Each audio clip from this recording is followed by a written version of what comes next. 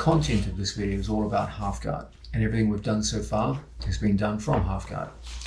But let's be very clear about this. When we come up from half guard with a tight waist, there will often be situations where as you come up, you lose control of the leg and you shift from a half guard situation where your legs are entwined with his leg to what is often known as seatbelt versus whizzer in the sport of wrestling.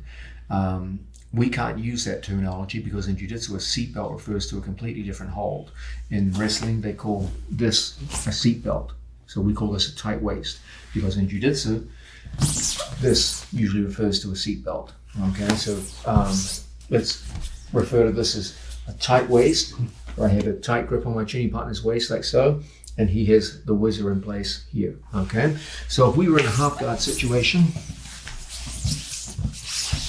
and however it happens, we came up from bottom and my opponent took his knee and slid out, we would end up now in the tight waist versus whizzer situation. I no longer have any entwining of my training partner's legs, so technically we're not in half guard anymore. This occurs so often and so seamlessly in the half guard situation that we have to study it. Okay, because if you're going to call yourself a master of half guard, and I sincerely hope all of you do after you study this video, and time works its magic as you drill and train and work the technique, you're going to have to get used to this position, because very often opponents will slide their leg out, break contact from the half guard that you have, and now you find yourself in this tight waist versus whizzer situation, and you have to be able to work effectively from there.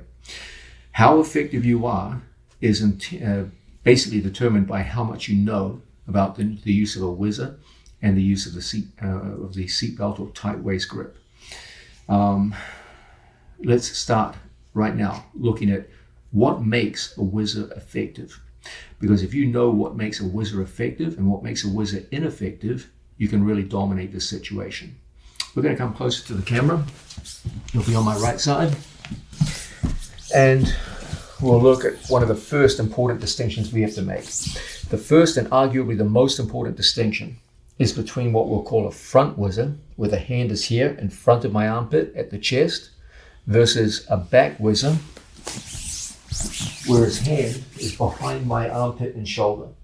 Okay, so if you show them a front whizzer, here the hand is in front, back whizzer, like so. Okay, now that doesn't seem like a lot, does it? Okay, facing the camera. Doesn't seem like much of a difference between here versus here, front and back.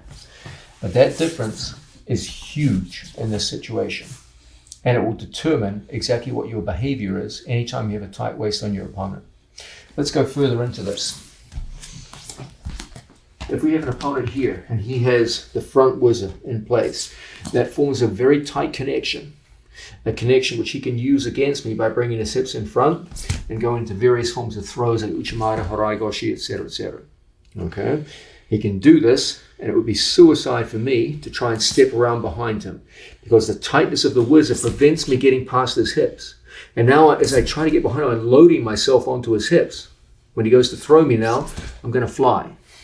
Okay, because I've essentially loaded my body weight onto the power of his hips. I couldn't beat his whizzer, it was right there in front of me.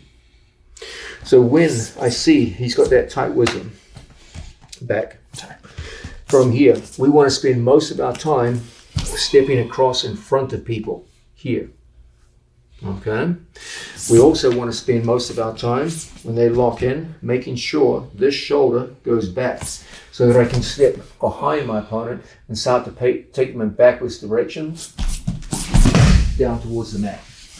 Okay, this translates down on the floor the same way. When he comes in here and locks up, it becomes very, very difficult for me now to go behind my opponent.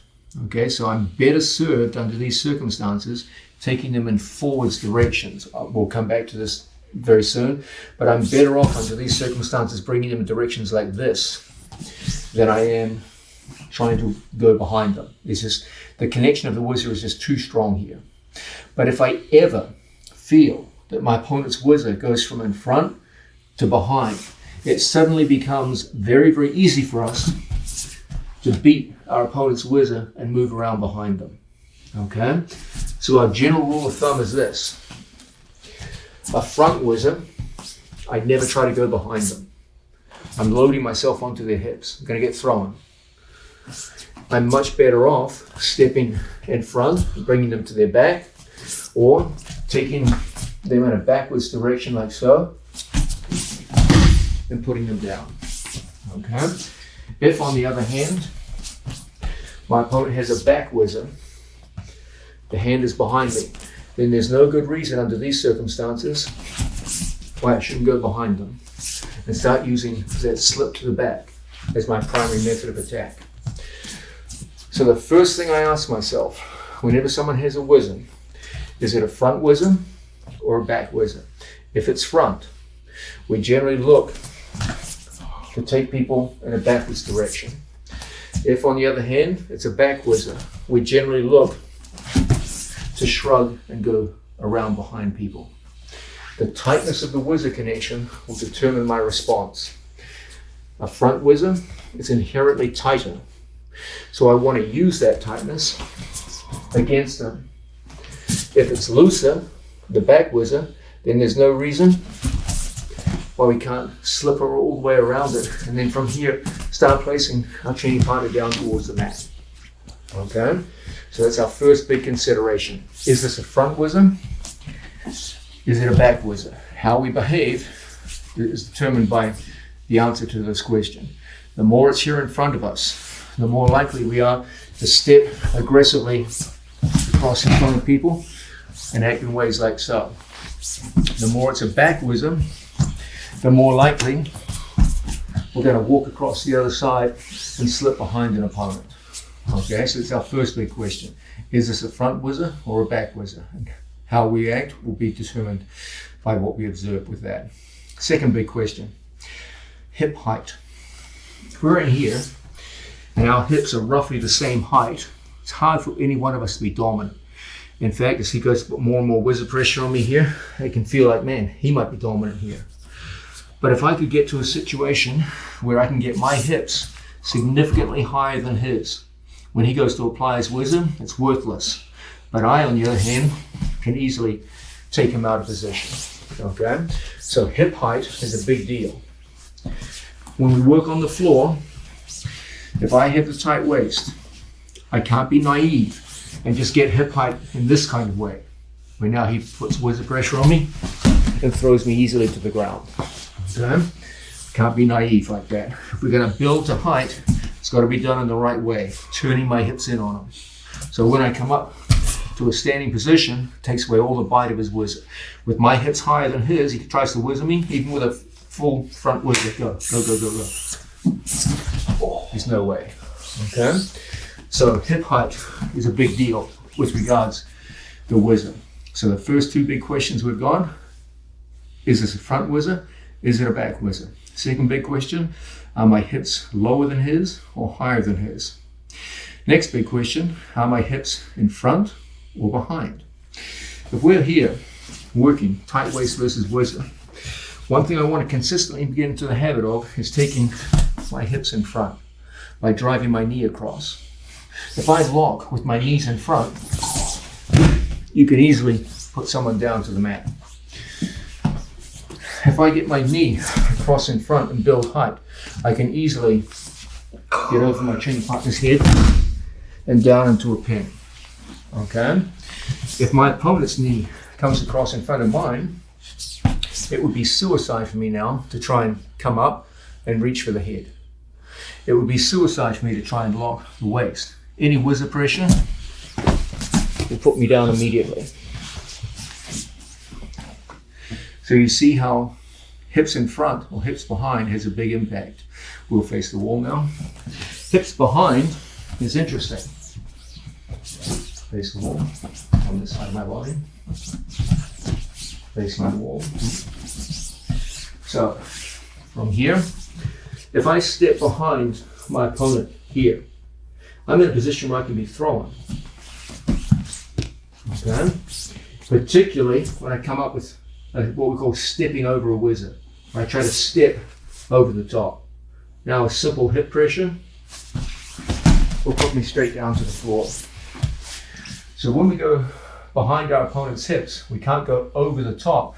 We must slingshot around behind the hips. So if I'm going to go behind, look how I turn my hips in like so. So that's how we go behind a whizzer. Here. Never just naively throwing legs over the top. If I am going to throw a leg, I'm going to do it from a situation where I've turned my hips in. Then I can just switch my knees, and the first hook goes in immediately and we're in place. It's not over yet. There's still good things my opponent can do. But at least you've got a good first hook in. Sometimes if you don't want to insert a hook, you can at least bring a knee in. And from situations like so, go on to dominate your opponent's hips. Okay?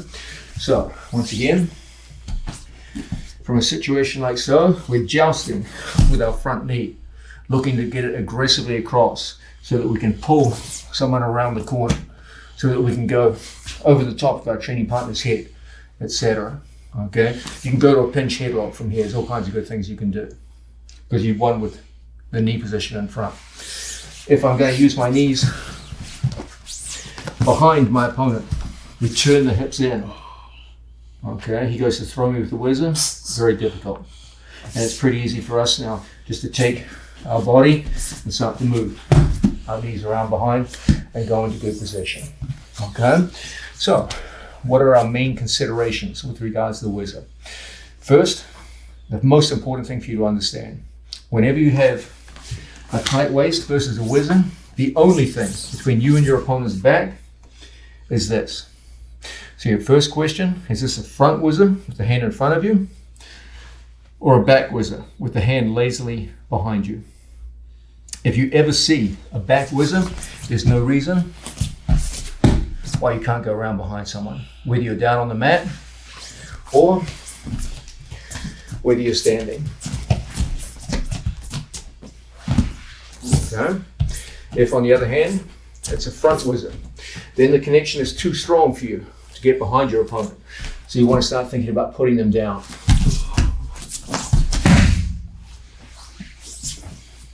You want to start thinking about taking them over a hip. Like so. Okay? Second consideration, height. If your hips are the same height, it's kind of neutral. Okay? But if I stand up and get my hips decisively over his, it's no longer neutral, you have dominance. Second big thing, are my hips in front or behind? If I get aggressively across in front with my knee, you're in a good position now to apply body locks. You're in a good position to start throwing people. You're in a good position to start putting in half Nelsons, pinch headlocks, etc. If his knee aggressively goes across in front of yours, you're in a position now to go hips behind. And working from a position like so, it's not so difficult for us to move all the way into good attacking position. Okay? Once you understand those key elements of the whizzer versus tight weight position, you'll have a general sense of direction and a general sense of what to look for that will make all the moves that I show you a lot easier to apply. Now we're looking at the situation where a guy's on two knees next to us. He's managed to slip his leg out. Okay, so we had the basic half guard situation like so. He slipped his leg out and we now find ourselves here. Okay, this is the classic tight waist versus whizzer situation. There's good things he can do here. There's good things you can do from here. Now, we've seen that when someone goes to apply whizzer pressure, typically they'll be turning their hips in, and the more they get their knee in front of you, the more pressure you'll feel. Okay, so what we will do first here is we're going to joust for knee position, because if his knee slides aggressively across in front of mine, his whizzer pressure starts to increase, and it's hard for me to be effective. Okay, so the first thing we're going to do here is we're going to have our hand out wide for base. If I feel him putting extreme whizzer pressure on me here, I might bring my hand up north to alleviate some of that whizzer pressure. If I keep my arm here, I'm giving him the maximum bite on my arm. Okay, so to alleviate pressure, he goes in. First thing I might do is just come up north with my hand. Second thing, I'm going to bring my knee here across and get my knee into a good position. My hand comes down now and I lock right in here, palm to palm. I pull my thumb as close to his armpit as possible, and I want to capture the floating rib, just locking in like so. Okay, that's his only post. As he goes to bring his knee back in front, he can't do it because his hips are being controlled. I can't hold him here forever, but all I have to do now is just lift his hand just an inch off the mat and bring him through into a nice pin. Okay, so once again, however it's happened, we've come up into tight waist versus whizzer situation. He's got the knee in front. Our first thing from here is to joust our knee across to the front position. I touch my thumb to his belly button and I lock right in like so. Good head position. He tries to pull away, and it's not easy.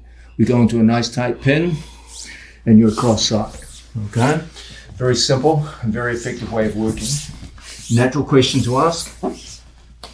He's got front knee position. I come across and I joust my own front knee position in place. If my head hangs back, he'll be able to bring his leg right back in. So I want to be in with my head as well as my knee. That's how I get to my lock. If his hand sticks on the mat and I pull, nothing's happening, then we just pull back and lift. So you want to lift up to get that hand off the floor. Okay? And that gives us a very nice circular body lock straight down to the mat. Let's look at another very practical move down on the mat from this tight waist versus whizzer scenario.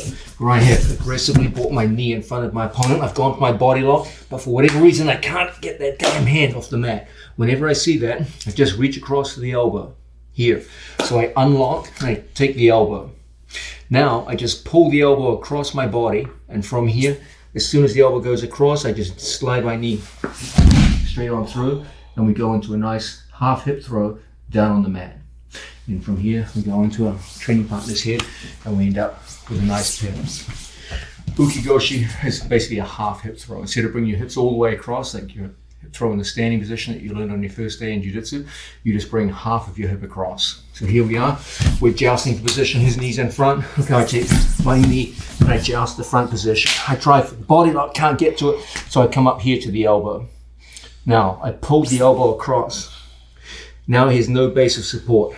This arm comes up to the head, and I just whip him by turning my hips straight on through. From here, we lock up the head, and you're into your pin. Okay? So this is a great way of combining your body lock in situations where your opponent bases out, you can't get the hand off the floor, and you go with open hands into a classic throw. So he jousts the knee in front. I take my knee, I get good head position, and from here I try for the body lock, can't move it. Now I go across and I seize the arm right above the elbow. Make a strong resistant arm. No matter how strong that arm, you can always pull it through. Now from here, the hand comes up, and I just whip my opponent straight over the head. And we end up with a nice little throw down on the floor. Now, I know what you're thinking. What if it's slippery out there and the guy just pulls his arm free? So you step through, you grip, and he yanks his arm out, and you go right back into that first body lock and put him down. So you can see that there's a symbiotic relationship between these two. Whenever you have one, you always have the other, and you basically play your opponent's arm. If you can get to the arm, Ukigoshi puts him down. Can't get to the arm, body lock puts him down. We've been talking about this very, very common position in the half guard situation. Tight waist, that's me. Whizzer, that's him. And this battle between your tight waist and his whizzer is a big, big part of the half guard game. Anytime you lose control of the leg, now you find yourself in this position. Both of us have good things we can do from here, okay? And typically what happens is there's some jousting for front knee position, because the guy who has the front knee has some form of advantage here. Very often as we joust in the lower body and we become fixated on the lower body, people get, as it were, forgetful of the upper body. And as we joust, we notice our opponent's whizzer is weakening. And it's becoming less of a front whizzer and more of a back whizzer. What's the symptom of this? Well, easy to demonstrate. Here, You can't see my hand, that means it's a front whizzer. If you can see my hand, it's a back whizzer. A back whizzer is comfortable, but notoriously weak.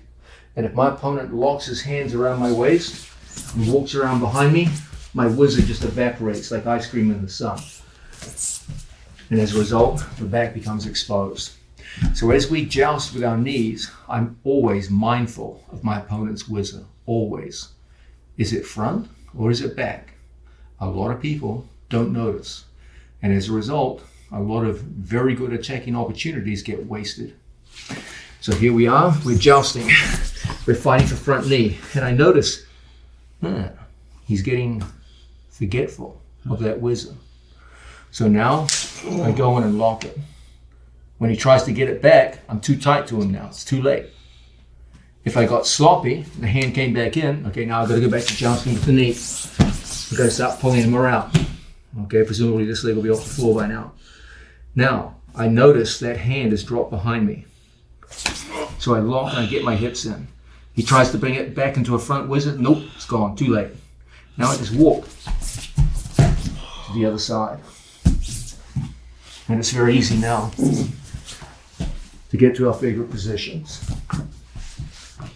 So anytime we're in here and we're jousting the front knee position, jousting, and I see my opponent, that hand is gone from a position where it should be in front to where it isn't, behind.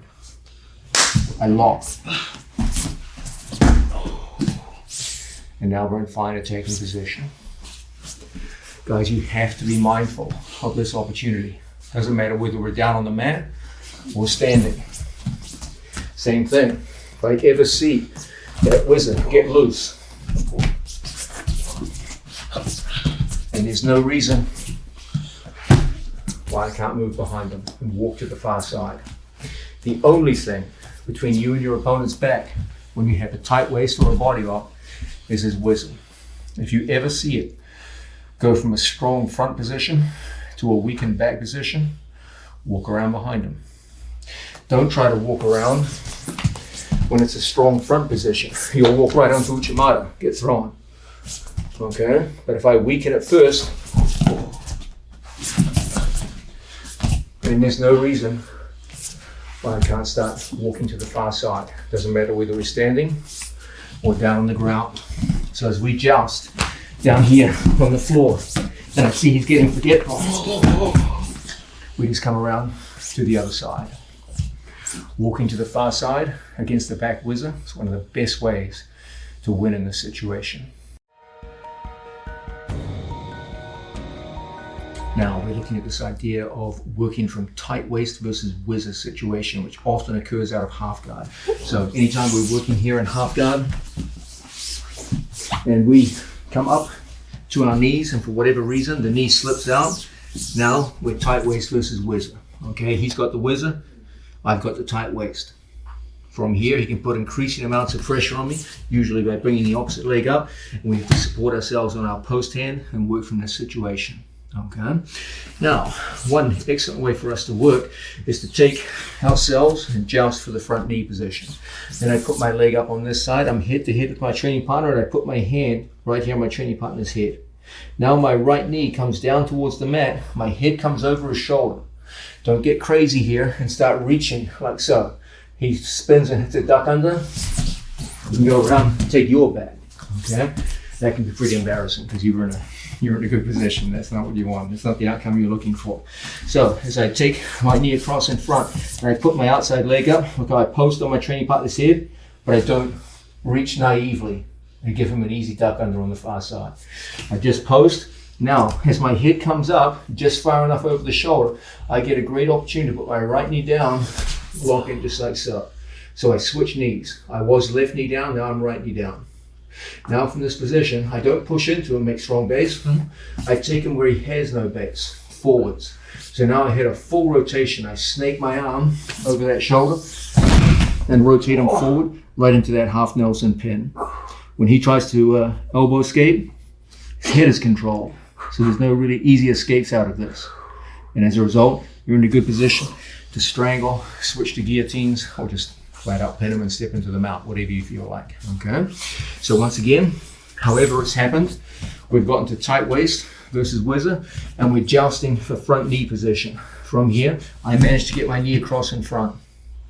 Now it's a battle for height. I don't want his head coming up, so I post it. He brings the head up, my hand follows the head. I put my leg up so I get height.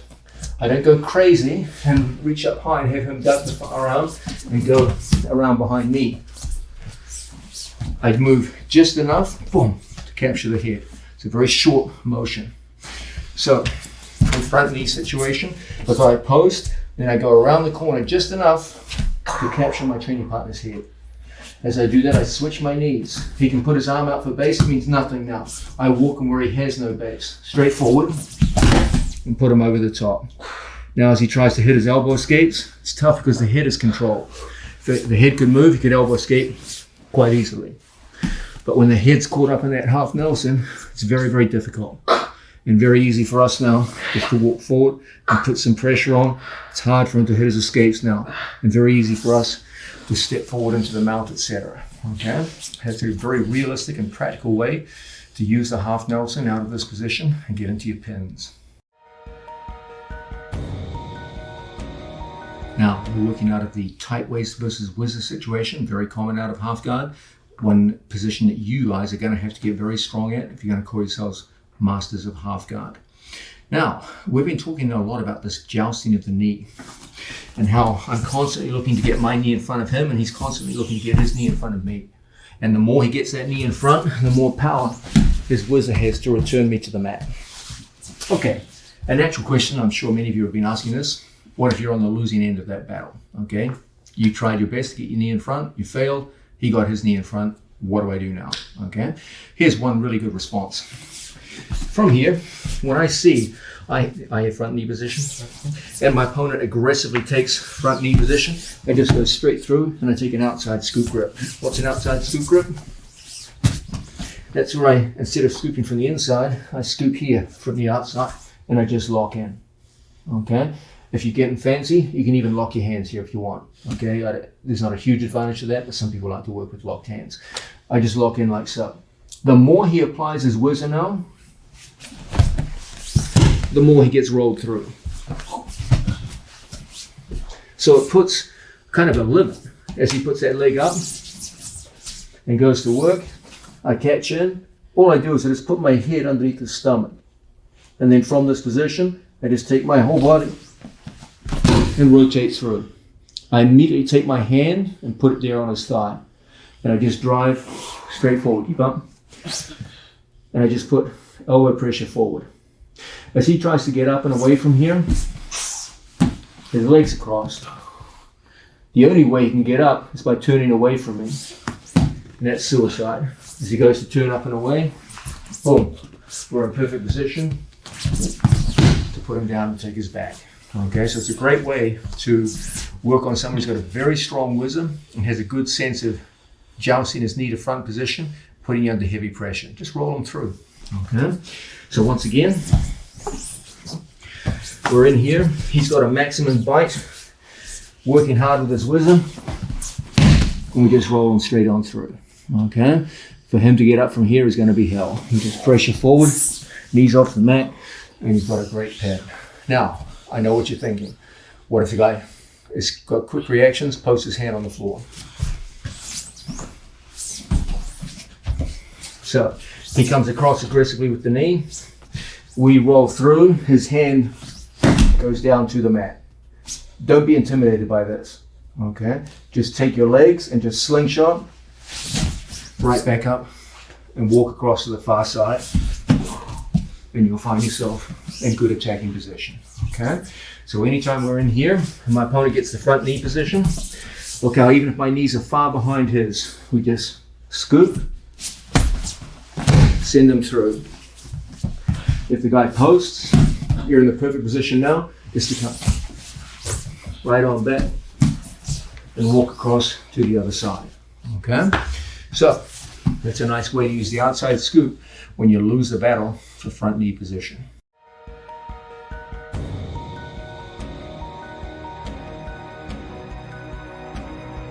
Now, we're going to move into a new series that is very closely related to the previous series. This is the single leg.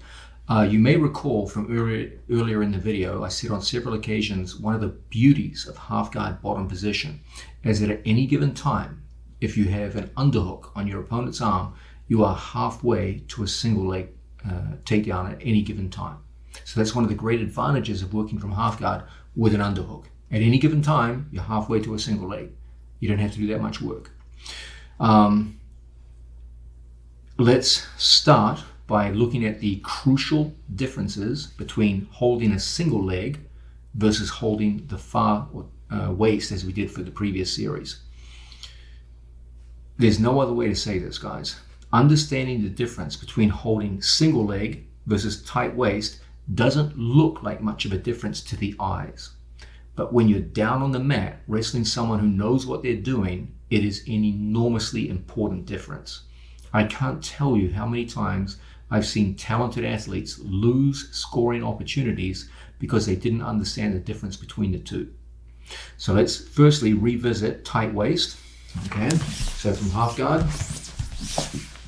Tight waist refers to any situation where I have my opponent's far hip. Now this is a very good thing for controlling the far waist. Okay, it gives me excellent control of the far hip. But it comes at a great price. And that price is that it gives maximal power to my opponent's whizzer, because it gives him an extended arm that is perpendicular to both of our bodies. So his whizzer has now a maximal ability to put weight onto me. Let's turn and face together.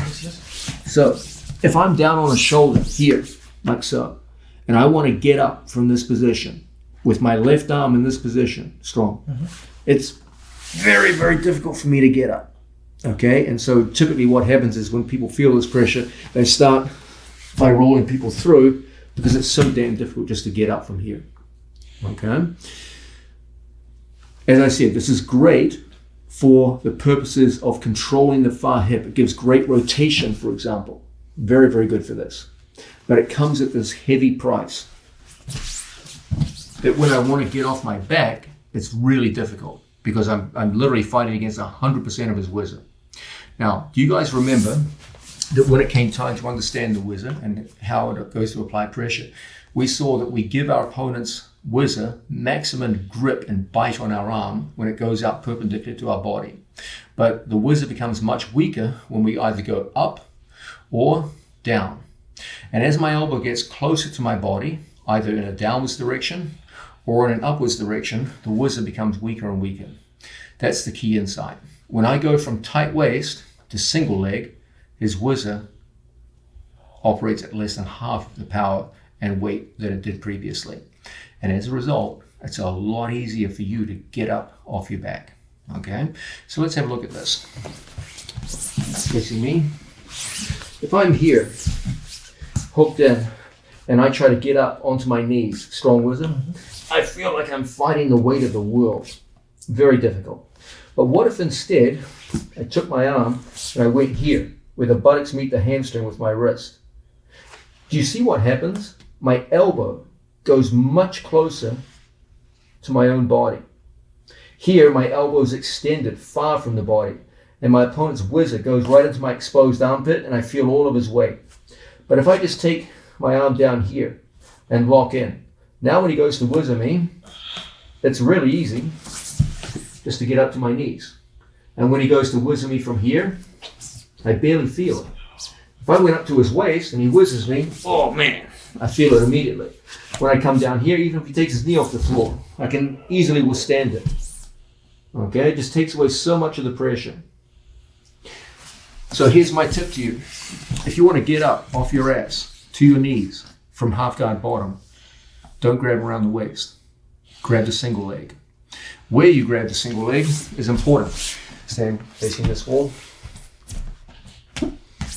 Don't grab like a single leg around the knees. Follow the contours of the buttocks where they follow the hamstring. That's where you want your wrist to be, here. Okay, normally when you grab single legs, it's down here by the knees. Not this time. It's up here, like so. And usually you won't have your hands locked. It'll just be like so. Okay, so working from this position. Here, I try to get off my knees. Oh man, I can't even get started. So I take my arm and I lock here. From this position, I just take my bottom leg and I heist out. You can always go back to the waist later. Okay, so you can play between single leg series and tight waist, depending ultimately on what you want to do. Okay, but the first thing you got to learn is how to get off your knees. And a simple piece of advice to you: it's a hell of a lot easier to get up onto your knees underneath your opponent's body weight with a single leg grip than it is with a tight waist. That's not a knock on the tight waist. Tight waist is the best for controlling the far hip. But for the action of getting up, from here to here, it's a lot easier to drop the tight waist and go to a single leg. Then just take your bottom knee, heist it, and bring it through. Alternatively, you can use a knee bump method. From single leg, I go in like so, and I can use my top knee to bump him forward and come up into single leg situation. Okay? Whether you use the bottom heisting leg or the bumping top leg, it's really easy to get up to your knees underneath your opponent in the single leg situation. So again, the big insight in this section, if you want to get from here to here, drop the tight waist and work with the single leg grip. It'll make your life a lot easier.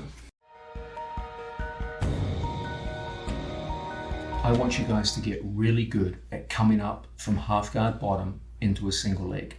This represents one of the absolute most high percentage ways to use our three-directional philosophy in guard play.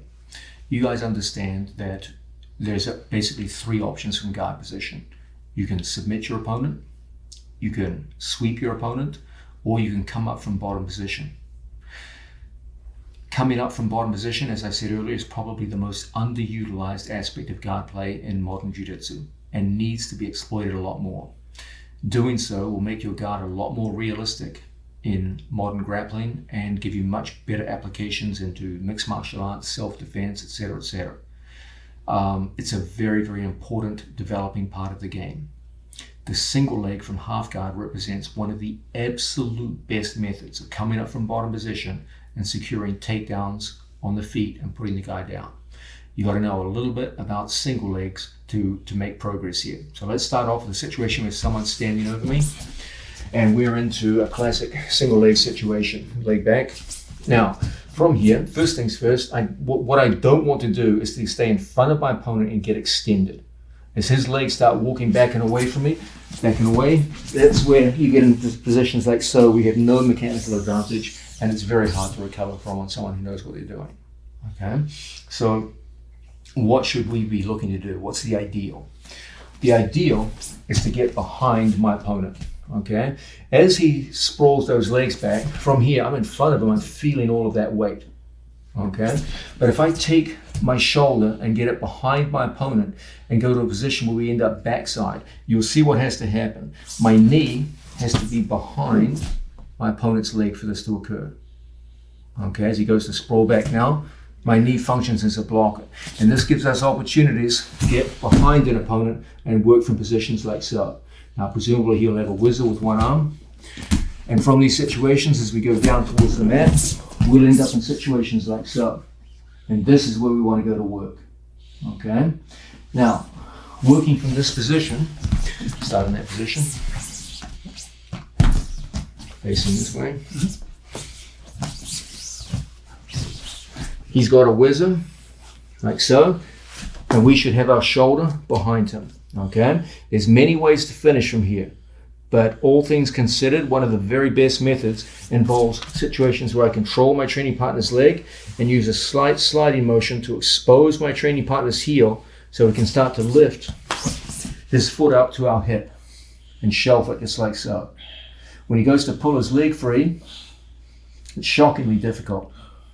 And from here, I don't want to go to his waist, so that gives him a deep whizzer connection. Now he can whizzer me, cause all kinds of problems. I stay below the buttocks and I get to the heel or the knee. Again, if I go above the waist, turn, If I come up here, I'm giving him a free whizzer. If I go here, he goes to whizzer. It's a back whizzer. I go here, it's a front whizzer, much tighter. So we go here, or we go here. And now, it's very easy to put him down to the mat. Okay, so that's a classic backside finish, and that's what we're going to work with from half guard bottom. Let's have a look at it now.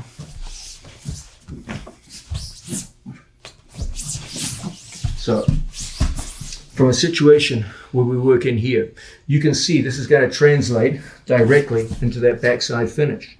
Once we pop to our knees, we get our shoulder in, and we start that slight sit through, what have we got? The same single leg situation that we looked at previously. From here, look how we take our training partner's foot up and hike it up to our hip. Now from here, if he goes to stand up, it's always going to expose his far ankle. If he stays down on the floor, it's very easy for us now to bump him forward, pull the leg through, put him down, back up. It's very easy just to trap, drive into our training partner, and put him down to a hip. Back up. It's very easy for us to go through and capture our training partner's far knee. And then from here, run him down to the floor. Okay? The only thing we want to avoid is coming up to the waist. I mean, now I can get that damn front whizzer in front of me and start bringing me down to the mat, etc., etc. Okay?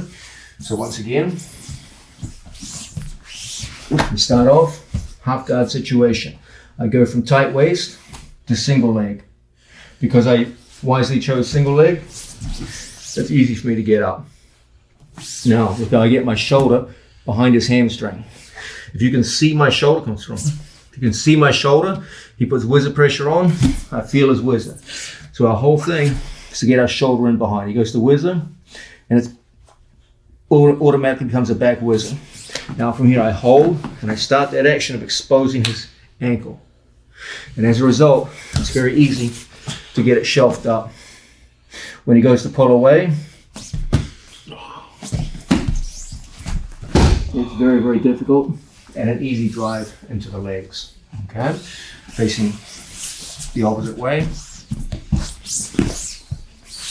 So, if I try to get up from here, the whizzer makes it very difficult. I come in here, and suddenly, it's very, very easy.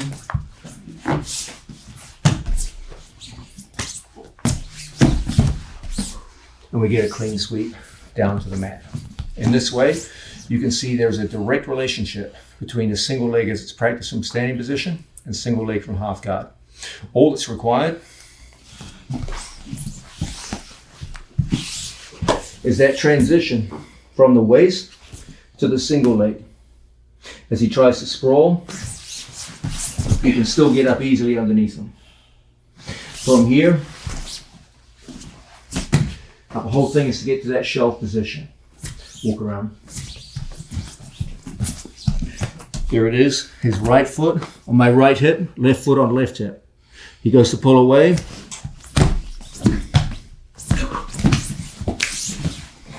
And it's done. That was a very naive pull away because he took away your whizzer. If you took away your whizzer, I'd just take you back. So if he's in here and he falls, he puts his hands on the floor, it's going straight to his back. It wouldn't be smart. So he's in here. When he goes to walk away, it's the leg that we're interested in. Okay. Now, let's go further into the use of backside single leg finishes from half guard. From a situation where I have a training partner in my half guard. We've seen a fairly standard starting position. Okay. We've seen once we get up to an elbow under these circumstances, it's not that difficult for us to switch from tight waist to single leg situation. There's no need for a lower leg shift here. It's not going to help. Okay, so he goes directly into the single leg, working from here. Now, as he goes to put weight on me, because we're working with single leg, it's still very easy for us to get up. We've seen from here, we use shoulder dropping behind the hamstring The more you can see of my shoulder, the stronger his whizzer feels. I'm sure you can all guess that's because it's a front whizzer. The more I can get my shoulder in behind and then knee slide to expose my training partner's ankle, the more from here we can start getting that foot up to our hip and shelving it. The more we can shelf it, the more exposure we get of our training partner's far ankle. Okay, and if we can get to that far ankle, you can start putting people straight down to the floor. Okay. You can also get to the far knee as we saw. Now, here's a common problem. We do a good job from single leg of getting up, but our opponent reaches back and grabs a hold of his own shin, like so, and applies a shin whizzer. Sure. Like so. And as a result, it's awfully difficult now to hit that finish. Whenever we see the shin whizzer being applied, we're just going to take our shoulder in behind. We're just going to use that leg to break the grip. And then we get that same sit out action where we get in on our training partner, place our foot up and expose our training partner's second leg, put him down to the floor. So once again, we start off single leg situation, hiking our way up. Okay. Ordinarily, we get the shoulder in behind, and then we use that knee slide to expose our training partner's ankle. Now we're in good position to attack. Okay.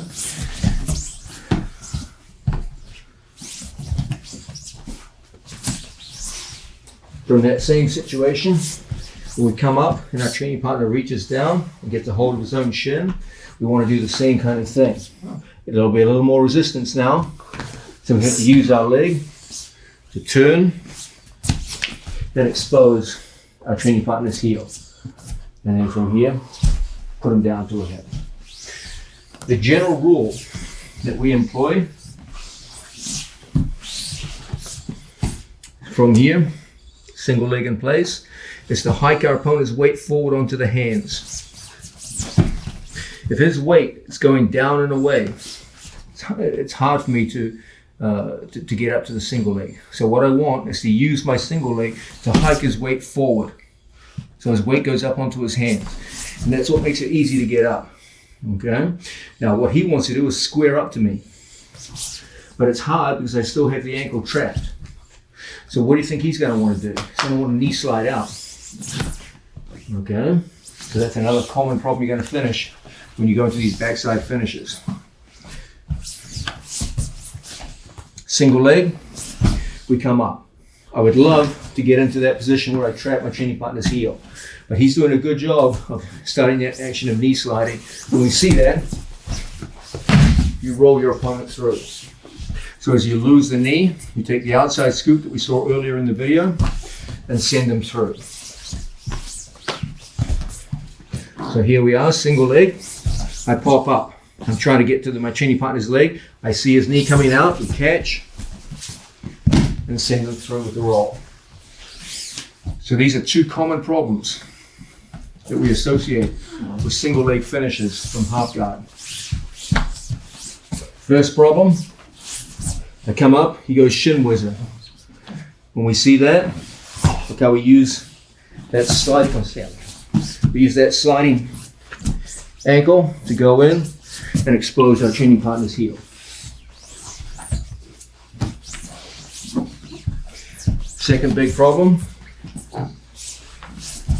we come up and my opponent goes to knee slide out. I transfer to the tight waist and roll my opponent through. Okay, so there's two common problems associated with backside finishes and some simple solutions. We've been looking at backside single legs for out of half guard. Let's look now at an opponent who goes to stand up on us as we attempt a single leg. This is a very common reaction. You got to know how to deal with this. So, as before, we started off in a fairly standard start position and we went down to single leg from tight waist to single leg. This has the singular advantage that it's much easier for us now to get up to our knees. So we come up to our knees. We've seen from these kinds of situations partial sit out will expose our training partner's ankle and give us a good lift. Now, presumably he's got a tight whizzer at this point and looking to defend himself. From here, he knows that if I get to the far heel or the far knee, it's a simple takedown. So what a lot of guys will do is they'll start coming up. They'll maintain that whizzer, and now we find ourselves in a situation where we come up like so. Okay, he's still got that strong whizzer, strong. Okay, very often he'll be turning towards you, posting on your head, doing all kinds of things from here. We're just going to take our arm, and we're just going to limp the arm free right from here. Okay, so I had single leg, I'm pressuring down on the leg, he's presumably pressuring back into me, or an athletic situation now. Now just watch my left arm, I just limp the arm free. Okay, strong whizzer. So we're looking from these situations, just to limp our arm forward. As I do this, I just turn my opponent forward, and we limp up, and the leg is exposed now. From these kinds of situations, he'll probably fight with your hands, do all kinds of things from here. Our whole thing now is to switch our grip from here, elbow deep on the legs, walking him around, so he's hopping, and then from here, we bring his weight up onto his toes. As we do that, we crow step, we crow step in, just like so. Off that, crow step, foot sweep straight down to the mat. So once again, there's the initial position, hips forward. From here, step one, step two. That puts all the weight on the toes and makes for an easy foot sweep. So from the floor, tight waist, become single leg. I come up to my base. As we work, he comes up to avoid that ankle exposure, and we're working from this position. I hit that simple limp, and we come up to standing situation. As we walk in this position, look how we put him down to the floor. Okay, very useful way of coming out of half guard bottom and getting to a nice single leg finish out of a limp arm. One of the major themes of the New Wave Guard series is this idea of coming up from bottom position into wrestling style takedowns. There's a sense in which when we work without a gi, as we described earlier, the grips are not very robust. Okay, there are some grips that are robust. Grips around the waist, grips around the hips, grips around two legs are very robust. But pretty much everything else is significantly less robust than they will be without when we work with a gi. As a result, we have to factor this into the application of our technique.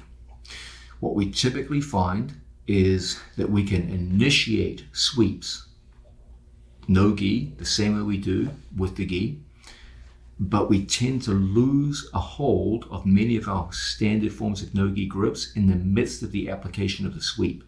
And as a result, opponents will pull away and base out on the floor with their hands, with the butt. Sometimes they'll just posture up.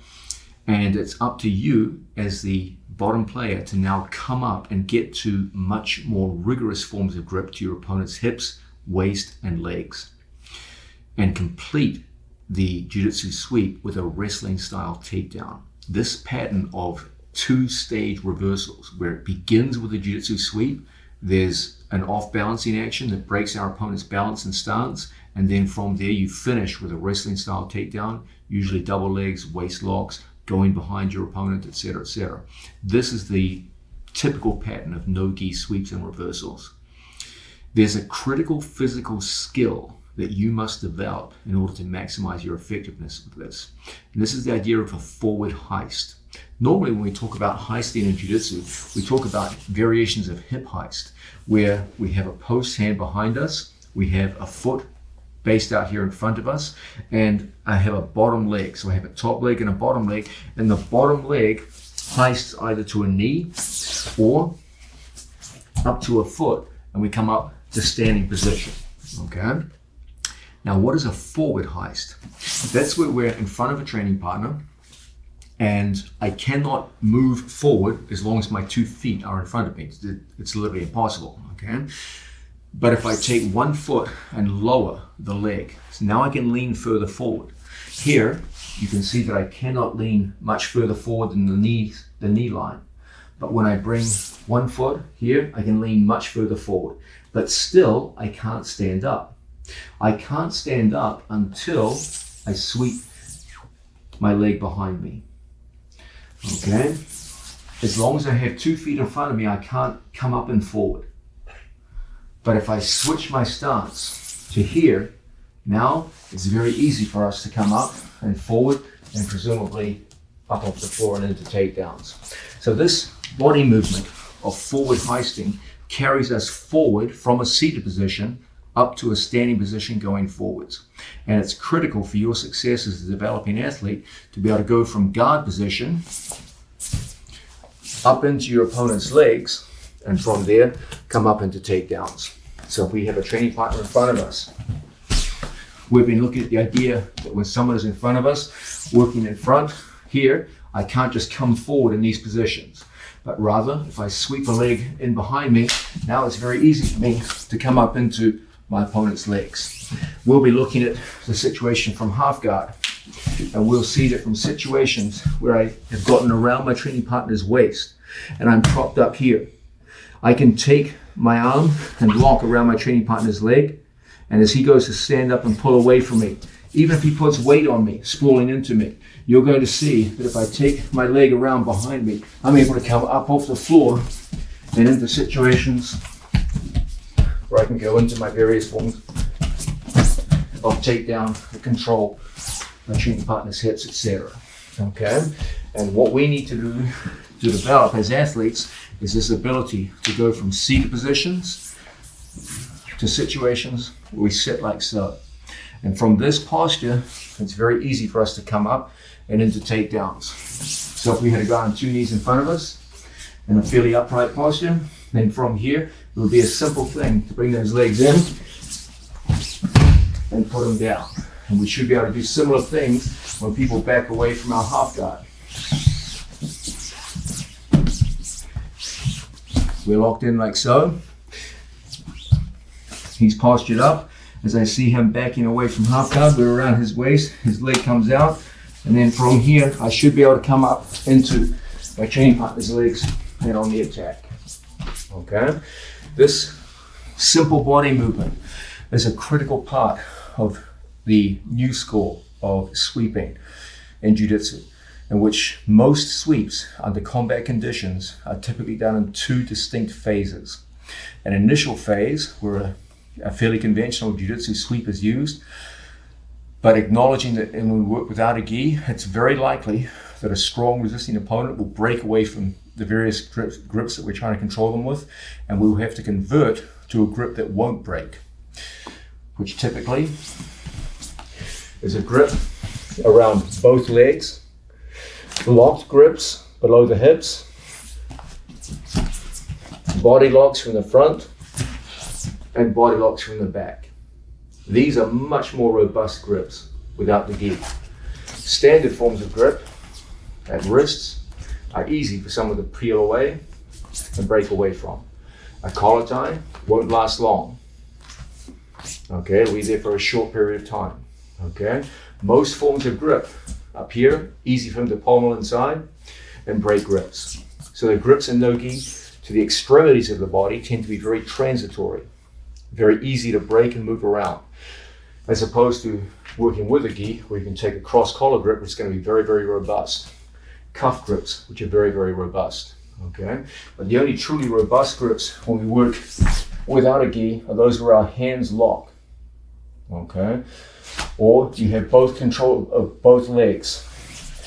You have body locks from the front and body locks from the back.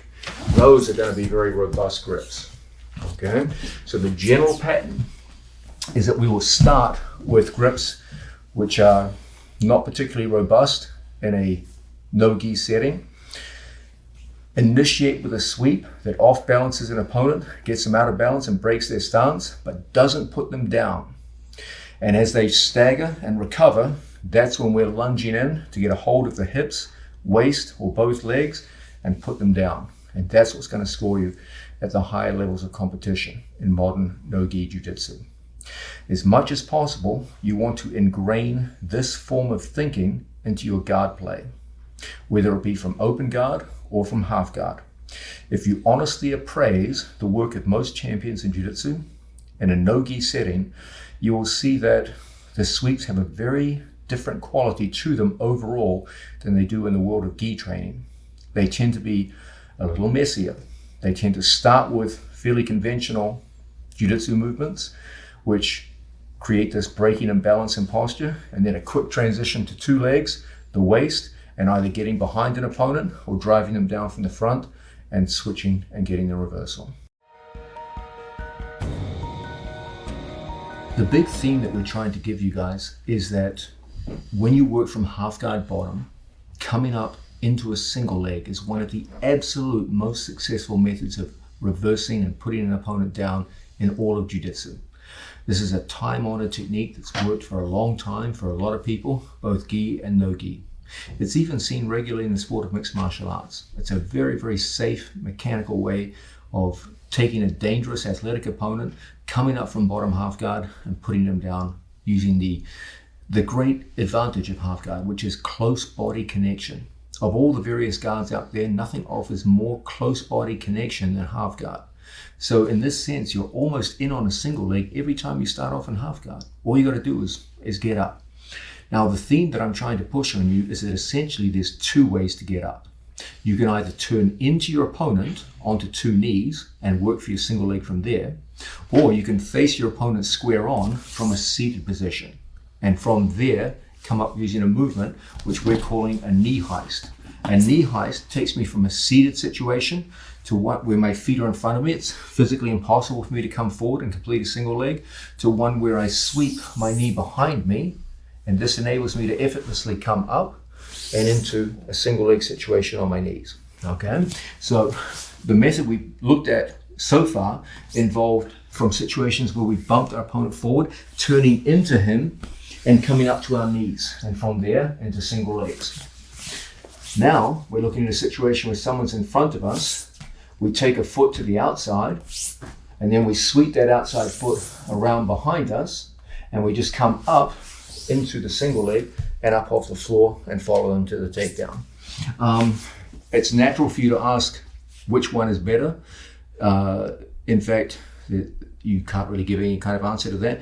Essentially what we do is we tailor the response, which one we choose, to what the other guy is doing. So if you're going to call yourself a master of single legs out of half guard, you got to be good at both, because you just don't know what the other guy's going to do. Is he going to move away to the side, or is he going to stand up and move away from you? Okay, so let's quickly review what we've seen so far. Guys on half guard, when we work with single leg situation, option number one is to get up to our knees and turn into him. Typically we're looking for backside finishes here, where we get our shoulder in behind him. Okay, and then we generate ankle exposure, shelf the heel, and we work from there. So that's the option we've looked at so far. That's very good when people stay down on their knees. But a lot of our opponents don't stay down on their knees. A lot of our opponents start the action of sprawling and getting up and away from us. So we're here in front of an opponent. We've got our waist grip. We've got our leg over the top.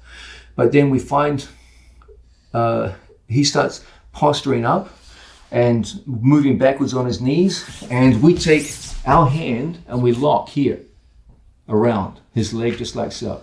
And I use my hand as a base of support behind me. As I feel my opponent starting to walk backwards on the knees, look how we just take our body.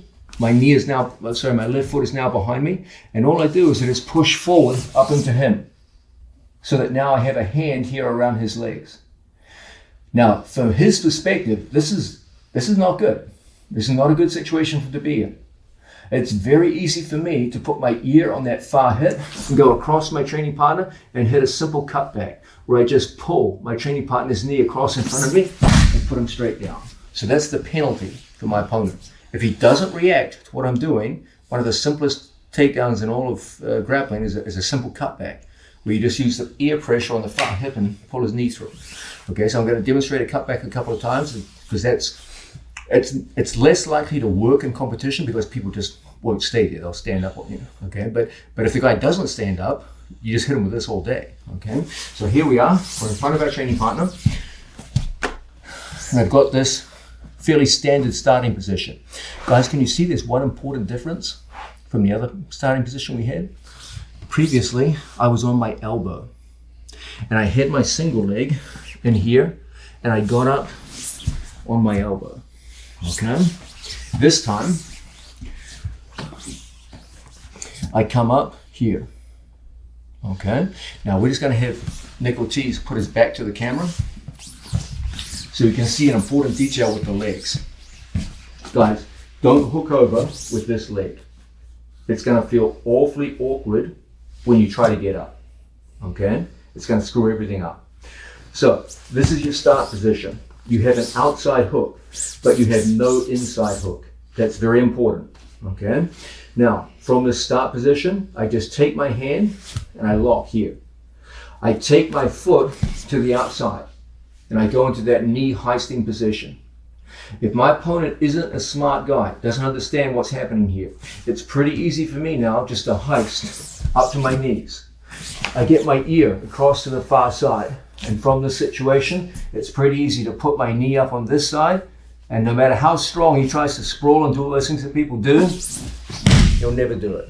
You'll pull the knee through with a cutback and put him down. Okay?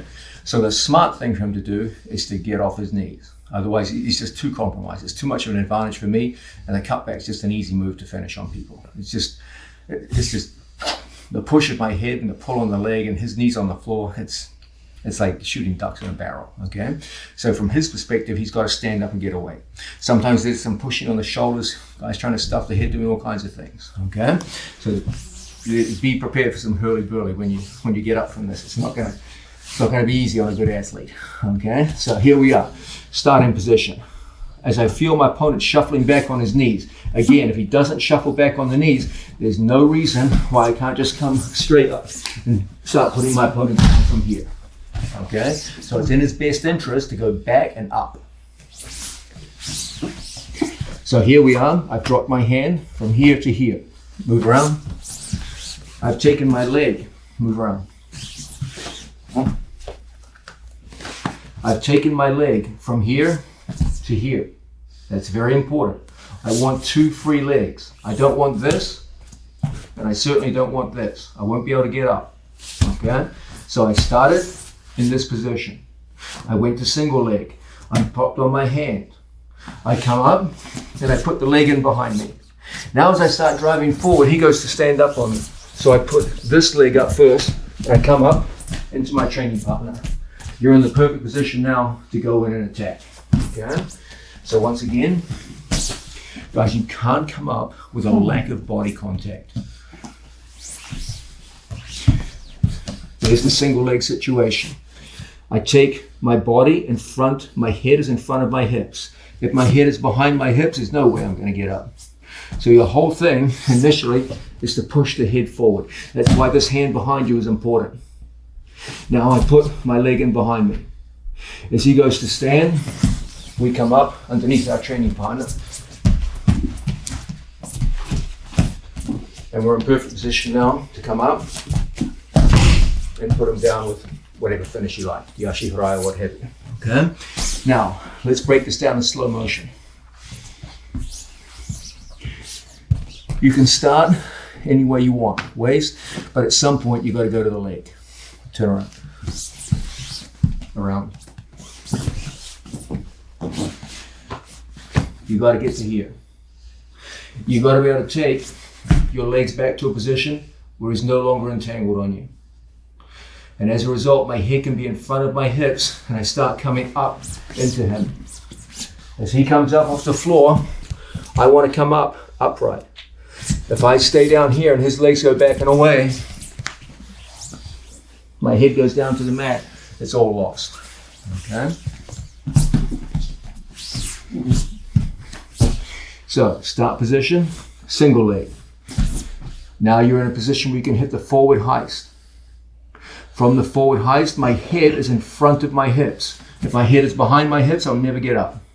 If my head does get pushed behind my hips by someone physically pushing on my head, okay, pushing my head back, this is the time for us to start going into roll throughs. Move around. If I come up and he's pushing me back, when I hit my roll through, watch my left foot. Boom. It goes over his legs. So the critical rule of thumb, my head must be in front of my hips, here. If my head gets pushed behind my hips, then I've got to throw the leg over and take him in the direction of his push. So I want my head in front. I want my legs disentangled. So as I come up, I'm in a position where I'm upright. He goes to sprawl, and I can come up through his sprawl.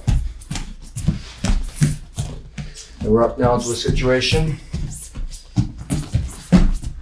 where it's very easy for us to control the dance. So those are the key elements in coming up into our opponent's body weight. Some mechanical details. Whenever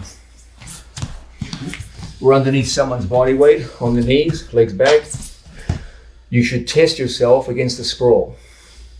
If my head goes under his belly and the back of my head touches his belly, I'm done. Your whole thing is to never let his belly and chest touch the back of your head. He goes into a full sprawl. Here I can hold him.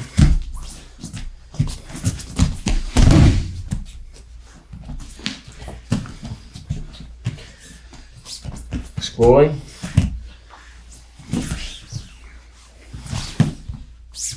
I can never hold him when his belly and chest touches my head.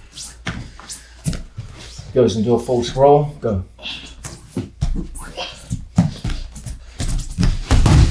That's how you come up underneath someone. Putting it together. From here, we're in half guard. We get in on our training partner and I feel, man, this is gonna be, regular sweeps just aren't there. Can't get him to work. I've got to come up on this cat. From the situation, I come down to single leg. I get my head in front of my hips. I disentangle my legs. I go into my knee heist, my forward heist. He goes to push back, and we come up and into the legs. So that's how we come up into a strong opponent's body weight from bottom half guard and get to your single leg. We're strongly encouraging you to make use of wrestling style takedowns out of guard position. The general theme that we're pushing is that we use jiu-jitsu movements to off-balance people to get into a good position, and then we complete it with some kind of wrestling style takedown. The idea being that without the luxury of strong gi grips, it can be difficult to finish a lot of the sweeps that we use in gi training. In a no-gi context against slippery opponents. So what we typically do is we use jiu-jitsu movements to get opponents into broken, compromised positions, and then we get to our opponent's legs, hips, and preferably the waist, preferably behind an opponent, but in front is okay also, and use those very secure grips to actually finalize the move, put them down, and score your points. In the case of the half guard, we're at pains to point out that anytime you're in a good half guard position underneath your opponent's arm, you are halfway to a single leg at any given moment. And you can use the general motion of coming up to a single leg to score a lot of sweeps. Now, a lot of the time in the sport of jiu-jitsu, people are more comfortable wrestling close to the mat. There's a reason for that, because the sport rewards it. But as the sport has grown and new trends are starting to develop, we're seeing a lot more athletes coming up off the floor and getting back up into standing position. So it's very, very important that you, as a developing athlete, work on the skill of starting down on the floor with your single leg, and as your opponent stands up to get away, you follow him to the feet and put him down and get your top position and get your score. This is a very important skill you must develop. Let's have a look at some elements behind this. If we have a training partner in front of us, we've seen that working from half guard situation, down on the floor, the more I go around my opponent's waist, the more power I give to his whizzer. So most of the time, once we're hooked in on our training partner, if I want to come up to my knees, not always, but generally we prefer to come down to the single leg situation like so.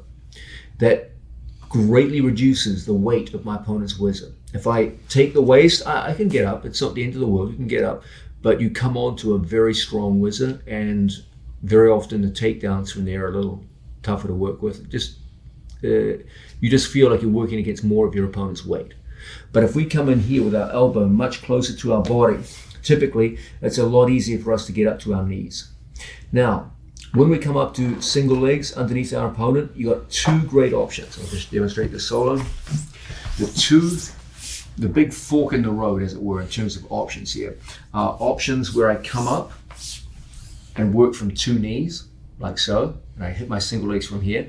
These characteristically on the mat lead to backside finishes to the single leg that we've seen already. The other option is to be in front of an opponent, and instead of coming towards him on two knees, we throw our legs like so, and we hit a knee heist and come up into an opponent and up to our feet. Okay, that's the basic split as to how we're going to act. I'm going to show first the option of coming up to two knees and turning in towards an opponent. Okay, because this is a very common way of operating. So we've started off half guard bottom, just like so. We go in, we get to our single leg grip, and we come up here. We've seen in these situations, our primary goal is to get our shoulder behind our training partner's hamstring. So from here I sag. Even if he has a strong front whizzer, I can just take my body and sag strong. I take my body and sag down, I get my shoulder in behind him. Once my shoulder is behind the hamstring, I use a partial sit out to generate ankle exposure. And as a result, from here, we can go through and put his leg up on a shelf, just like so. That makes it very difficult for my opponent just to get away from me. And we get good body contact down our training partner like so. He presumably will want a tight whizzer at this point. It's hard for him to get to the whizzer unless we make a boo-boo and go up to the waist too early. And now he's got a strong whizzer again. So typically from here, we're looking to get to our training partner's second ankle or the second knee. He knows that. So what do you think he's going to want to do? He's going to want to stand up. He's going to want to deny me this leg. So he takes it away from me and goes to stand. When we see this, we want to stay on our training partner's leg. So I keep my ear on his thigh, I put my outside leg up, and we stand up to our feet here. The more we're out here by the ankle, the happier we are. The more we're underneath an opponent, working from here, the more weight I feel, the more counters he has. He can do all kinds of crazy leg lock entries, etc. When we have our training partner hiked up, like so, we want to keep him mobile. He's going to be trying to interfere with our hands, etc., etc. Many ways for us to go. If I see him interfering with the hands, we're going to take our hand here to his tricep. And I'm just going to whip everything straight on by and expose my training partner down towards the floor. Okay? So our first thing, we're in this position. If he goes in to interfere with the hand strong, I take a thumb post and I just step across and everything goes down towards the mat. That generates the exposure I need to come in, lock, and work our way up our training partner's body. You're in the perfect position now to start breaking your opponent down to the mat. Conversely, as we work in situations like this, we come up, I get my shoulder in behind, I generate some ankle exposure, I shelf my training partner's leg, he gets up and away, and again, we're in place. This guy's a good athlete. From here, I get his hands down towards the mat, and he springs back up again. So I walk him out in the opposite direction. Once again, I generate an action down to the floor. He comes back up off the floor, and I use pressure on the knee in the same direction he's moving. I hook over, I step, lower my level, and walk him down. You get a nice action reaction off this. From here, I move his hands and place him down. Okay. Another great option here is a foot sweep option. This is the one I probably favor more than any other, and my students are well known for this. Working from single leg situation, we come up to our knees From here, we start that action of sagging, getting our shoulder behind this hamstring. We start that action of exposing our training partner's heel. And from here, we come up and shelf that leg. He does a good job of denying me the second leg, so I come up high. This time, I come in, and I lock, just you. I switch from an Achilles grip to this. As I do that, I step in towards him. And as a result, you can hit a nice Diashi Harai straight down to the floor. So those are some very effective ways to turn in towards an opponent who's come up towards us. He's come up off the floor to his feet. It's up to you as a developing athlete to develop the confidence to follow him from the floor to the feet and complete your takedown from that initial half guard beginning all the way through to a solid single leg finish that scores you points. Let's start switching our attention to Hisagatame. This is a very powerful form of knee bar using our legs. When we went to California for competitions, people would refer to this as a dog bar. I have no idea why, but in training we always call it Hisagatame, the knee hold. But you may know this as a dog bar, particularly if you're from California. So we have an opponent in front of us, working out of half guard, and we have that same tight waist grip that we've been looking at. And from tight waist situation, we come down towards the floor and we work from bottom position like so. Now, very often from here, we will hit this movement, the lower leg shift that puts our opponent's knee on the mat. That's a great movement for sweeping people, but it's not what we want for Hisagatame. Go back. I want my thigh in front of my training partner's knee. Move your arm. I want my thigh in front of my training partner's knee in order to get this to work. Okay? Now, when we work from this position, we have a general form of control over our opponent, typically with the outside leg. Okay? But when you're working in the Hisagatame series, I want you to be able to switch your legs at will over your opponent's calf muscle. This is an important part of the movement. If I did feel I was losing the knee and it was going forward over my thigh, I should be able to recapture it by putting my foot on top of my training partner's Achilles tendon. So when I feel his knee coming across my thigh, I should be able to put my foot on top and push it back into place and keep it there. Okay, so that's an important initial skill, the ability to stand with the outside foot on the Achilles tendon. He drives his knee forward, and I push and bring my knee in front so we can recapture the leg and then place either the outside foot or the inside foot over our training partner's Achilles tendon. Okay, so the preliminary skills you need to be able to work in this position. You've got to be able to keep his knee in front of your thigh. You don't want his knee going over the top. Okay, that's good for sweeping, not so good for this move. So we have a tight waist, I have a scoop grip, and we work in this position, and I should be able to place either my inside foot over his Achilles tendon or my outside foot. If I feel I'm losing control of the knee and it's going forward, I should be able to put my foot right there, the outside foot on his Achilles tendon, push, bring my knee, and go right back into the various forms of control that we're working with. So those are your preliminary skills. With regards to your grips, as you probably guessed by now, you need the tight waist and the scoop grip. So from any fairly standard half guard situation where my arm goes in as a tight waist, second arm goes in as a scoop, this is our standard starting position. Okay. Now, with regards to Hisagatame, it is a form of knee bar, so we can't have any twisting in our training partner's leg. We want a straight, extended leg, and we want to be able to pressure our hips into our opponent.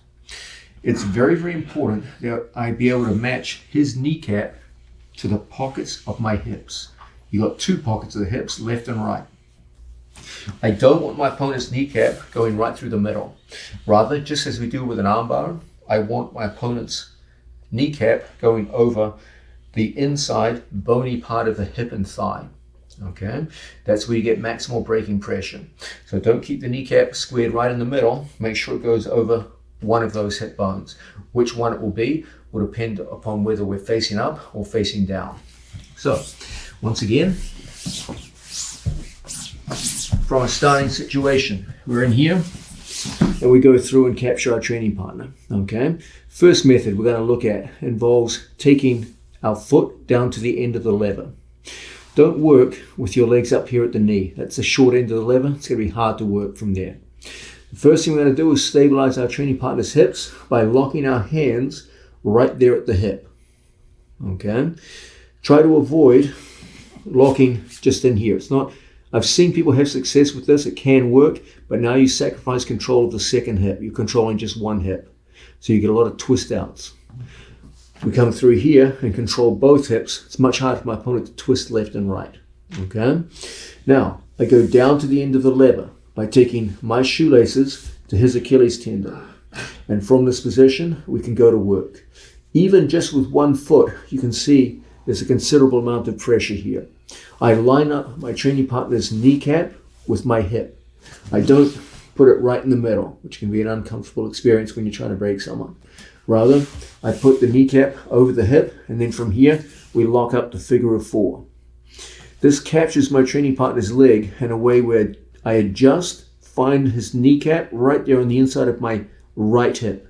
So his right kneecap goes to my right hip because I'm using my inside leg. So we lock up. There's the figure of 4. Now, capturing the hips, I drive forward into my training partner. Okay, they can't hear you say that, so just tap the mat so they know it's working. So we drive in, and there's the finish. Okay, you will notice I do not drive straight up to the ceiling. I drive across my opponent. Okay, if I drive up to the ceiling, he can turn his kneecap outwards, and now there's no braking pressure. I want to turn in, so his knee is captured in my hips. In this case, his right knee is captured in my right hip. So I turn in, there's the capture, and now I drive in and finish. If I just do it solo, you lock the far hip, lock the figure of 4, and you drive with your knee on the mat for a strong pressure. If my knee goes off the mat and I face the ceiling, he can rotate his thigh and alleviate the pressure. So, starting position. Fairly standard half guard. I scoop in and lock. Rotate so people can see. Capture the hips first. Make sure your thumb cuts right into your training partner's hip. If he goes to move around, it's a very strong connection. Now from here, I go from an outside hook and I place the inside leg over the top of his Achilles tendon right there at the end of the lever. Now, from this position, I lock the figure of 4. I turn my hips in and I push forward with the pelvis. So my hands come towards me, my chest expands, and the hip goes forward. You're driving directly into the kneecap. Be precise.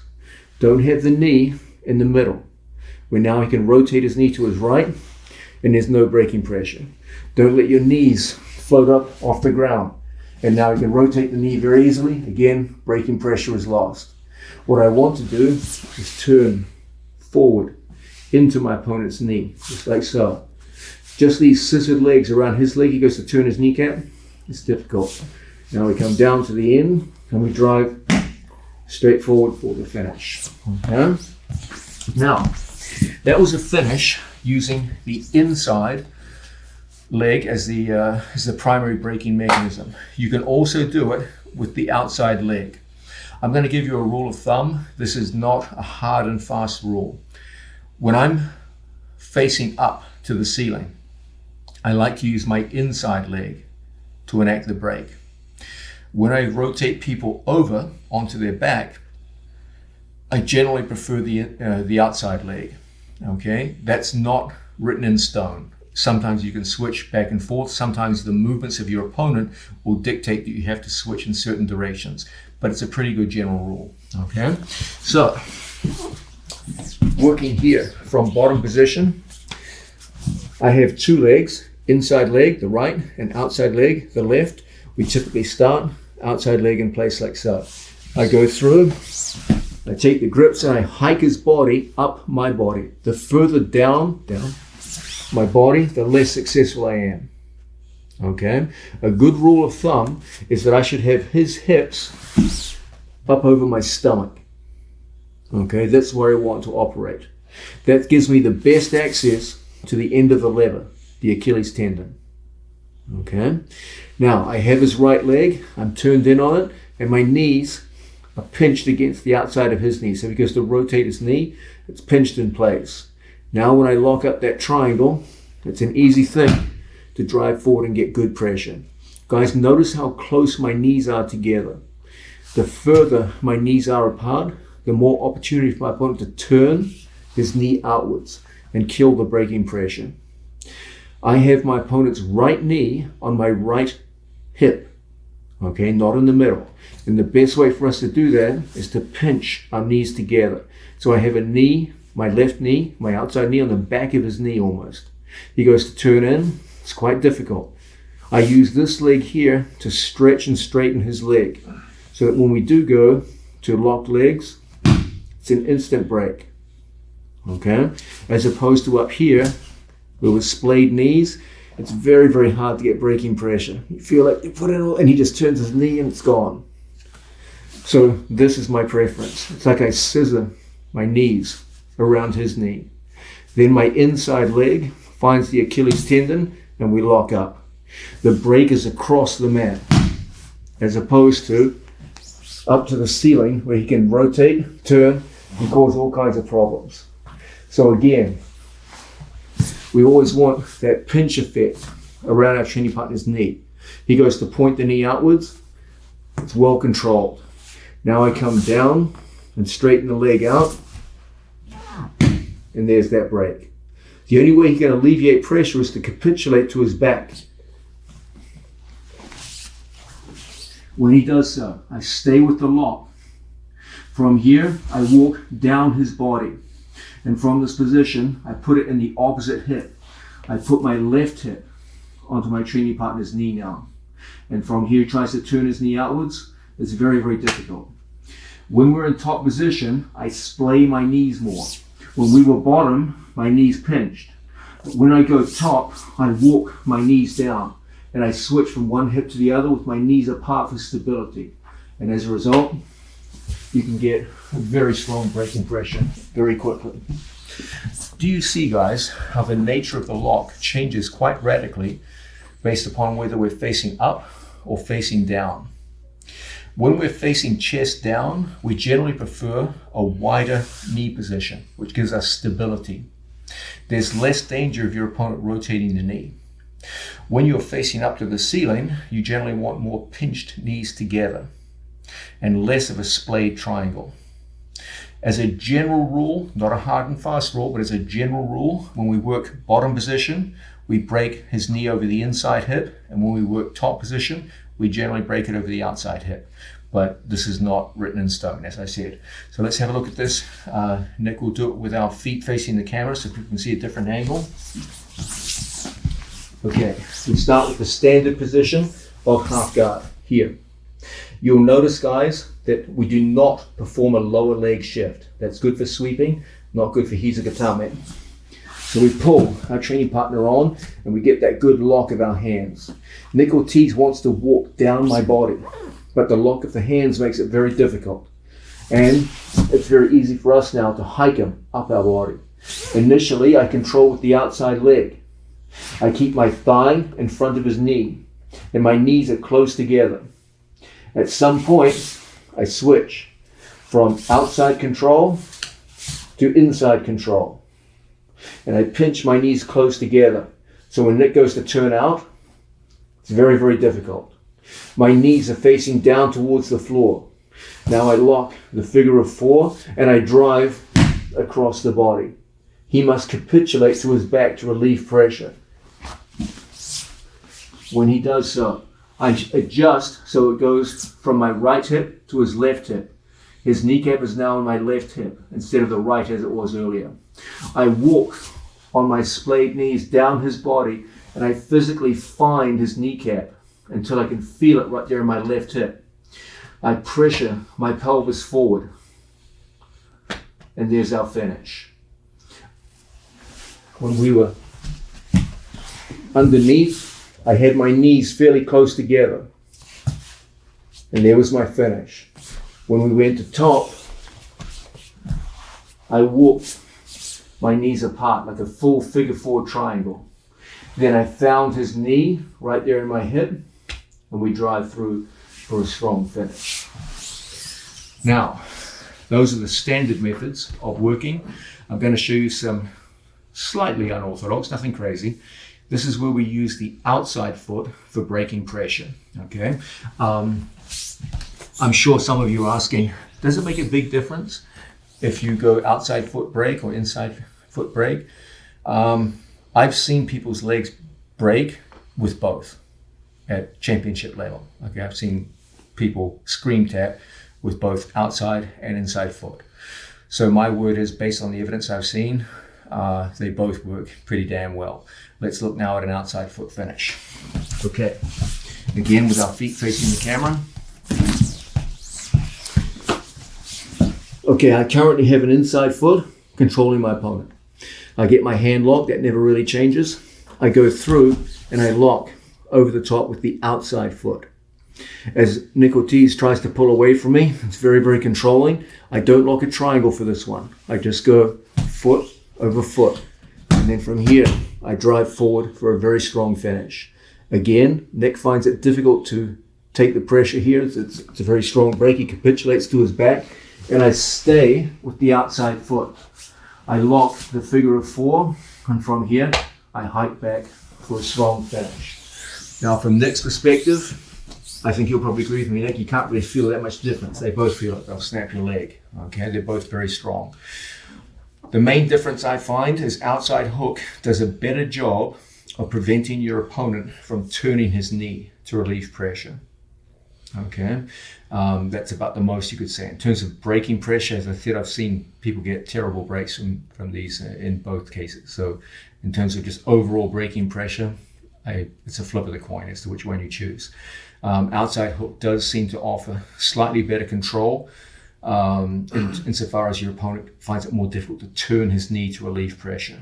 Okay, but play around with them and understand the main points here. You want to take his kneecap to your hip bones instead of right in the middle. Don't put it in the soft, squishy parts of your body. Put it in the hard bones of your hips. And that way you'll get a very, very direct form of pressure on your opponent. It's an intimidating lock. You feel it come on, it's like, whoa. It comes on very quickly. It's rather like Udigatami in operation. The arm is already straight, so Udigatami puts very strong pressure on right from the start. So too with the Hisagatami, okay, the knee lock, or the dog bar if you're in California. The leg is already straight. And so just a little bit of movement, bam, and you're into the breaking zone. Let's have a look from some other angles so you get to see some more. So here we are. We start off, classic half guard situation, just like so. From here, I go through and I get my scoop grip. I tie up my training partner's hip. From this position, we start to transition. There's the inside foot version, like so. I pinch my knees together. He goes to squirrel out of here. It's quite difficult. We lock up our triangle, and there's the break. From here, alternative, he goes to fall down to the floor to relieve some pressure. We come up, we work down the body and walk our knees back until we can find our left hip over his right knee, and then we drive forward for the finish. This stands in contrast to outside variations, where we lock in over the top and we go foot to foot instead of triangle. From foot to foot, he goes to turn out, very difficult. And then we drive forward for a very strong finish. He goes to relieve pressure by capitulating. We lock the figure of four and then drive forward for a very strong finish down on the mat.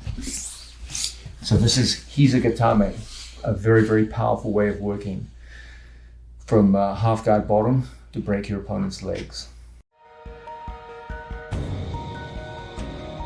Now, we just looked at Hizugatame, the knee bar using the legs. Let's look at a rolling variation of this when we're up on our knees. So, we have an opponent in our half guard in a fairly standard beginning position, like so. And for whatever reason, we've decided we're going to come up onto our knees. Typically, what we prefer to do is to go to a single leg situation. You can get up with a tight waist, but now you're going to feel all the weight of your opponent's whizzer. So when we go to get up to our knees, typically we make a switch into single leg, and then from here, we start coming up to our base. Now we're going to make a transition back to the tight waist, and we come up to our knees like so, okay? As we come up into this position, you often find it's a difficult thing to knock someone down. Okay, you're trying to reach for your knee picks, you're trying to come around behind them, they've got a strong whizzer and you're feeling, oh my God, this guy's strong as hell. So we're just going to roll back underneath them, and as we make the roll, we make a commitment down to the legs, okay, and start to straighten the legs out. And we get a hold of our training partner. You can make a switch now to inside leg finish, or you can stay with the outside leg finish. Whichever one you choose, you just bridge into the mat and you've got that strong finishing position. So, working from half guard bottom. We're down here on the floor. We decide to make a transition up to our knees. Using the single leg, we go into our training partner's waist. We're trying our various reversals and we're having no luck. He's putting pressure on us. So, we're going to place our knee right there in front of his knee. We're going to take our hand and roll straight on through. Presumably he's going to base out at this point, and we're going to lock up on our training partner's hips. Now from here we make our switch into the submission hold. We have the choice of inside leg, let's rotate around. We have the choice of inside leg, locking up, and driving for a finish. Or you can stay with the outside leg.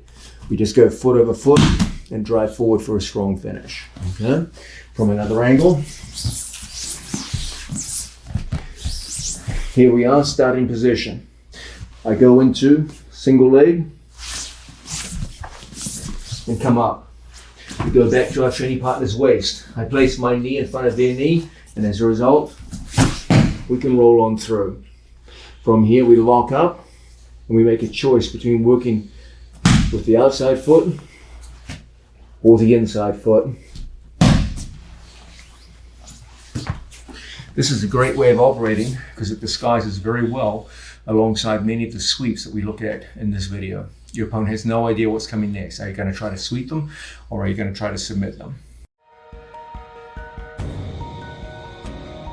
Let's have a look at the lower leg shift, which is a big part of our sweeping game from bottom half guard and the Hizugatame. You probably recall that I said earlier that lower leg shift is for sweeping, but when we employ Hizugatame, the knee bar with our legs, we don't want to employ the lower leg shift. Let's have a look first at what a lower leg shift is, and then the interplay between these two methods of control. Okay, the lower leg shift is used when we go to sweep people from half guard. And we've seen from any situation where I have an outside control, a lower leg shift involves bringing my opponent's knee to the mat. Let's rotate for the cameras. So bring your knee back. So, if this is a standard half guard position, I have a scoop grip and a tight waist, just like so. The lower leg shift involves taking my opponent's knee from in front of my thigh to right there like so. Okay, now it's over the top of my thigh and on the floor. Go back. So here my thigh is in front of his knee. I lower leg shift and put my thigh behind his knee, so his knee goes down to the mat. This means I can lock a triangle around my opponent's ankle. His ankle functions like a knot at the end of a rope. So if he goes to pull his foot free, it's stuck. And you can use this to lever his knee off the floor. And once the knee comes off the mat, it becomes unstable. He's relying now on his left leg and his left hand for stability. And as a result, it becomes very easy now to start tilting people over and sweeping them. Okay, so that's the idea behind the lower leg shift. Now the problem with the lower leg shift is now I can't apply any kind of Hizugatame. I should be able to play back and forth between the threat of sweeping someone and the threat of submitting them. So how do we do this? We take his knee off the mat and you just put your knee back in front, so that when you go to turn him, you now find yourself in a situation where you can play right back into the threat of Hesygatame on either side. So you can play the threat of sweeping and putting people over. When you feel them resisting the sweep, you can go right back into the threat of submission. So once again, there's the sweeping threat. When I feel the sweep has failed, you can go right back into the submission threat and play them against each other, using your inside leg to capture or release your opponent's knee as you see fit.